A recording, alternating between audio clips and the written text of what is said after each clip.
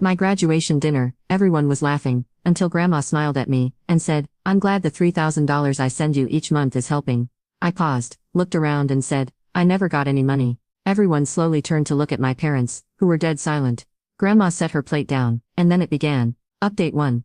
My name is Madison Andrews, and at 23, I finally graduated college after 4 brutal years of working multiple jobs to make ends meet. My family celebrated at Balinese, a restaurant way fancier than anywhere I could afford. When Grandma Eleanor arrived, her eyes sparkled with such genuine pride it almost made the struggle worth it. I felt accomplished but completely drained, still facing mountains of debt, despite sacrificing sleep, social life and sanity to pay tuition. Little did I know, the tension between my grandmother and parents was about to explode in the most unexpected way. Before I tell you how my world imploded that night, drop a comment about where you're watching from, and hit that subscribe button to join me on this wild journey of family secrets and betrayal. I grew up in Lexington, just outside Boston, in what I always thought was a typical middle-class family. Our house was modest but comfortable. My parents, Diana and Robert Andrews, constantly reminded us about living within our means, and the importance of financial responsibility. Every money conversation ended with sighs about bills, mortgage payments, and how expensive it was to raise children in today's economy.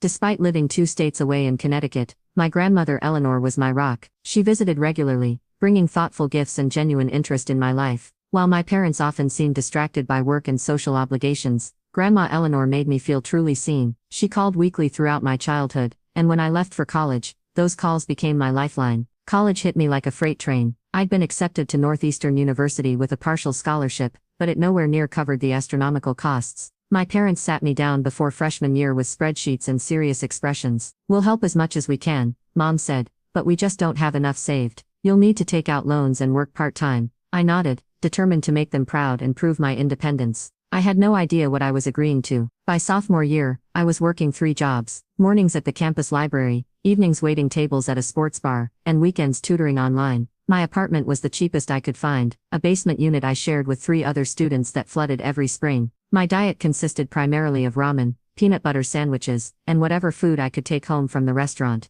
While my classmates went on spring break trips and studied abroad, I picked up extra shifts. When my laptop died before finals week junior year, I had to beg the computer lab for extended hours access, because I couldn't afford a replacement. My parents sympathized, but reminded me they were helping as much as possible, and that this struggle would build character. I believed them. I had no reason not to. When graduation finally arrived, I felt both triumphant and exhausted. My business degree had cost me 4 years of my youth, my health, and left me $45,000 in debt, despite working myself to the bone. Still, I'd done it. And that evening at Balinese was supposed to be my moment of celebration. The restaurant screamed expensive from the moment we walked in: crystal chandeliers, white tablecloths, servers in formal attire. I immediately felt anxious about the cost, but my parents waved off my concerns. "Tonight is special," Dad insisted, ordering a $200 bottle of champagne while studying the menu's priciest options. I noticed Mom's new designer handbag and the gleaming watch on Dad's wrist. Small luxuries weren't unusual for them, but something felt different. Their generosity tonight seemed performative, especially with the family gathered around. My younger brother Tyler slouched in his chair, scrolling through his phone. He just finished freshman year at Boston College, and somehow always had nicer things than I did: new clothes, the latest iPhone, weekend trips with friends. I chalked it up to him being better with money, or perhaps picking up on jobs he never mentioned. Aunt Jessica, my mother's sister, kept giving me sympathetic looks. She'd always been the family truth teller, never afraid to point out hypocrisies. Uncle Mark, my father's brother, arrived late with his typical businessman energy, checking his watch, and scanning the room as if looking for more important people.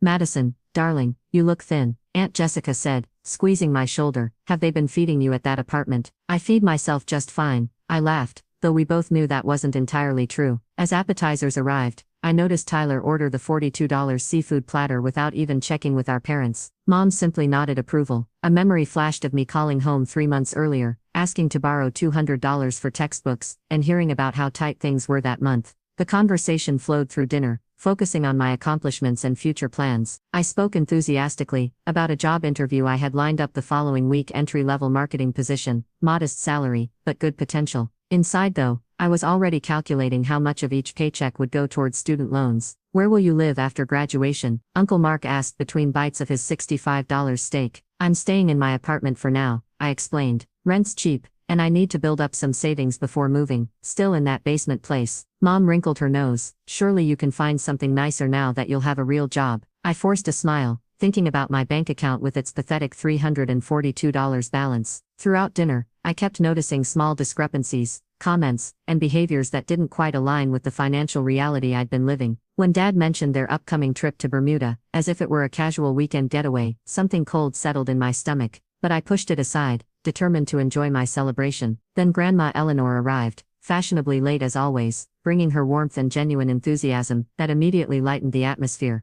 "There's my brilliant granddaughter," she announced, making her way to the table with a wrapped gift and a card in hand. "I'm sorry I'm late. Traffic was terrible coming down from Hartford." Everyone shifted to make room, and the waiter brought another chair. Grandma settled beside me, patting my hand affectionately. "I am so proud of you, Madison," she said, her eyes misting slightly. "For years of hard work while juggling all those jobs. You're remarkable." "Thanks, Grandma," I said, feeling the sting of tears myself. "It means a lot that you came." "I wouldn't miss it for the world," she replied, then glanced around the table. "This is quite the spread. Robert, Diana, you've gone all out tonight." My parents exchanged a quick look. I couldn't quite interpret. "Nothing but the best for our graduate," Dad said, raising his glass. "Now you can watch the second part by pressing share and more."